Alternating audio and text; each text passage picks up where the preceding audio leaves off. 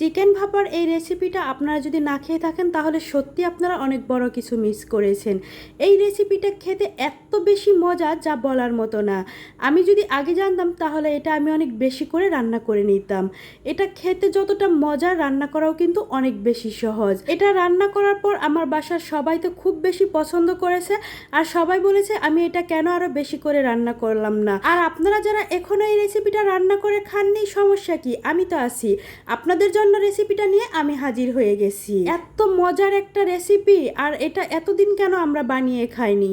বিসমিল্লাহির রহমানির রহিম। আসসালামু আলাইকুম। সবাই কেমন আছেন? আশা করছি অনেক ভালো আছেন। আলহামদুলিল্লাহ আমি অনেক ভালো আছি। তাহলে চলুন রেসিপিটা দেখে নেওয়া যাক।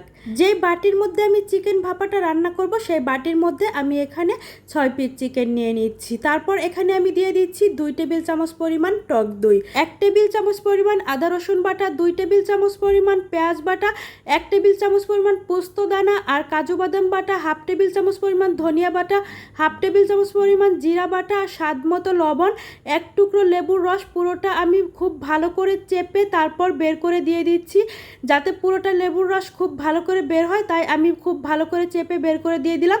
তারপর দিয়ে দিলাম বেশি করে কাঁচামরিচ, আমি একটু ঝাল ঝাল রাখবো তাই বেশি করে দিয়ে দিলাম। তারপর 4 টেবিল চামচ পরিমাণ দিয়ে দিলাম রান্নার তেল। এরপর এখানে খুব ভালো করে আমি এটাকে মাখিয়ে নেব।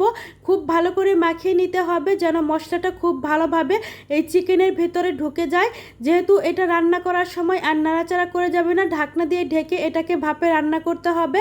নাড়াচাড়া করার মতো কোনো অপশন নেই, তাই এটাকে খুব ভালো করে মাখিয়ে নিতে হবে যেন মশলাটা খুব ভালোভাবে চিকেনের ভেতরে ঢুকে যেতে পারে।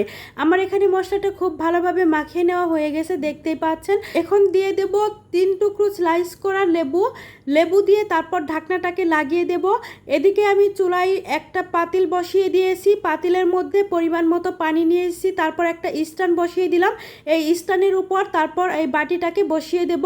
ঢাকনাটাকে ভালো মতো লাগিয়ে দিতে হবে যেন ঢাকনার ভিতরে পানি না ঢুকে, আর পানিটাকে এমনভাবে দিতে হবে যেন পানি বাটির অর্ধেকের নিচ পর্যন্ত থাকে। আমি আপনাদেরকে ঢাকনাটা খুলে একটু দেখিয়ে দিলাম, যাতে ঢাকনার ভিতরে পানি না ঢুকে সেটা খেয়াল রাখতে হবে। এখন ঢাকনা দিয়ে ঢেকে চুলার জালটাকে বাড়িয়ে রেখে বলক তুলে নিতে হবে, আর বলক চলে আসলে চুলার জালটাকে কমিয়ে দিয়ে 1 ঘন্টা পর্যন্ত সময় নিয়ে আমি এটাকে রান্না করে নেব। 1 ঘন্টা পর আমি ঢাকনাটাকে খুলে নিচ্ছি, দেখতে পাচ্ছেন বলক চলে এসেছে। এখন আমি চুলার জালটাকে অফ করে দেব। অফ করে দিয়ে আমি ঢাকনাটাকে খুলে নেব। দেখতে পাচ্ছেন কত সুন্দর হয়েছে, আর রান্নাটাও কিন্তু কমপ্লিট হয়ে গেছে।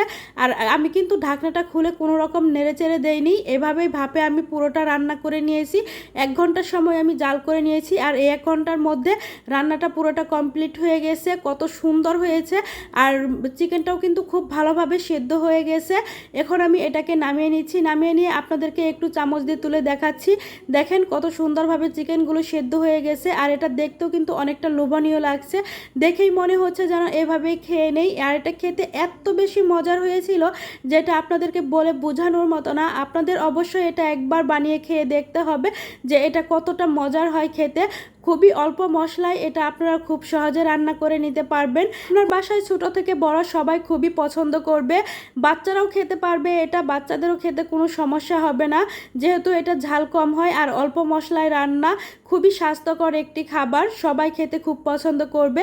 আর আমার এই ভিডিওটি যদি আপনারা আমার ফেসবুক পেজ থেকে দেখে থাকেন তাহলে প্লিজ আমার পেজটা ফলো দিয়ে রাখবেন এরকম নতুন নতুন রেসিপি পাওয়ার জন্য। আর যদি আমার ইউটিউব চ্যানেল থেকে দেখে থাকেন তাহলে প্লিজ আমার চ্যানেলটা সাবস্ক্রাইব করে দেবেন। আর আপনারা যদি আমার কাছ থেকে কোনো রেসিপি দেখতে চান তাহলে অবশ্যই কমেন্ট করে জানাবেন, আমি আপনাদেরকে সেই রেসিপিটা দেওয়ার চেষ্টা করব।